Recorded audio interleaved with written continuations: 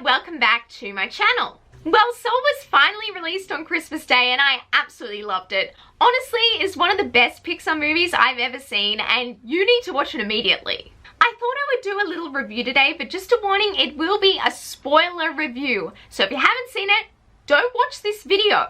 Seriously, leave. The first thing that I want to praise is the amazing world building. I originally thought that this movie was going to have two distinct worlds, the human world and the soul world, but the soul world has so many different components that makes it so interesting. For example, The Great Before had pavilions that give souls their personalities, the mentor program, the Hall of Everything, and the Hall of You. Additionally, there was this really cool place called the Zone where living human souls go when they are really into something. It perfectly captured the feeling of being so focused on something you love. The Zone also has lost souls, humans who can't let go of their anxieties and obsessions, which makes them lost and disconnected from life. Overall, this world building was so creative and I loved it. Even though the soul world was incredible, the scenes on Earth were also really strong. My favorite Earth sequence was when Joe's soul was in the therapy cat and 22's soul was in Joe. Now, when this first happened in the movie, I was kind of worried because having a white woman in a black man's body seems a little problematic to say the least. However, I do think it worked because Joe was dominating the sequence, constantly talking as the cat.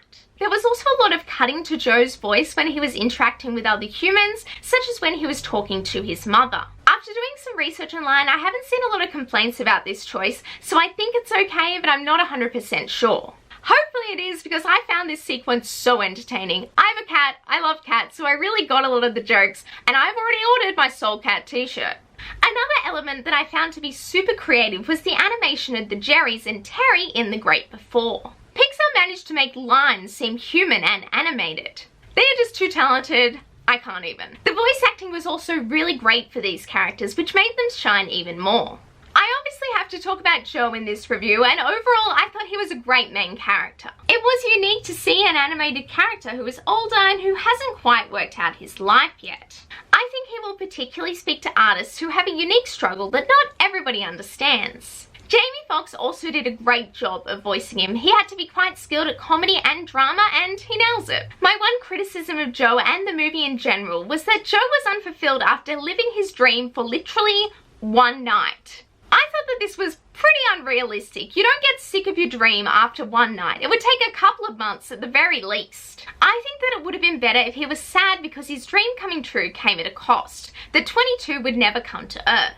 That emotion was there, but it should have been the primary focus. Speaking of 22, I absolutely loved her. A lot of her commentary on why Earth sucks made a lot of sense, and she was really funny. I typically like characters who act really confident but are deeply insecure inside, and 22 was exactly like that. Part of her story that really spoke to me personally was when 22 became a lost soul and Joe went inside her mind and saw how his words affected her. Seeing Joe realize how his actions have caused 22 pain and work to correct them is such an important message and something not a lot of people have mentioned about this movie.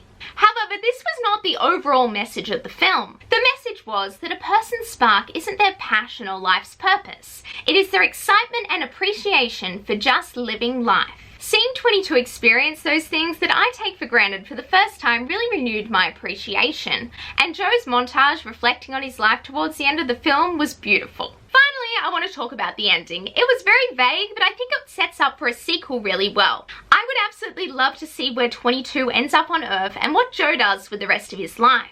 It would be really cool to see them cross paths, with Joe realizing it's 22, but she doesn't remember a thing. However, we are getting a Pixar popcorn short about Soul in the new year, so we might find out about Joe's future soon.